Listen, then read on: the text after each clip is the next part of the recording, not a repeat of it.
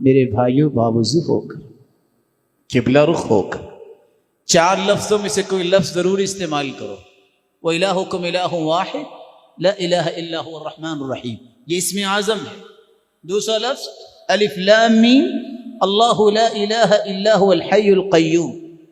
تیسرا لفظ اللہم انی اسألک بأنی اشہدک انک انت اللہ لا الہ الا انت الاحد الصمد الذی لم یلد ولم یولد ولم یکن له کفوا احد۔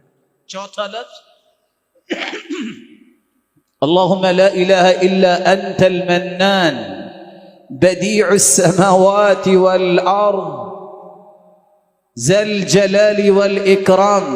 ان 4 لفظوں میں سے کوئی لفظ بھی بولو، حدیث کہتی اللہ کبھی تمہاری دعا کو رد کریں گے ہی نہیں۔ اس میں اعظم ہے یہ، اذا دعی فاجاب واذا سئل فاعطى، جو مانگو گے عطا ہوگا، جو دعا کرو گے قبول ہوگی۔ پھر اس کے بعد درود پڑھیے، درود پڑھنے کے بعد یقین کر کے دعا کیجیے۔ کیسا یقین؟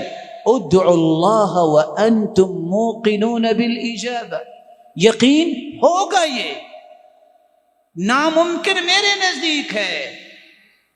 ساری امیدوں کی ڈورے ڈاکٹر نے توڑ دی، کچھ نہیں ہوگا، لیکن یہ مخلوق ہے، میں بھی نہ اور محترم ڈاکٹر صاحب بھی، فیصلہ اس کا ہونا ہے۔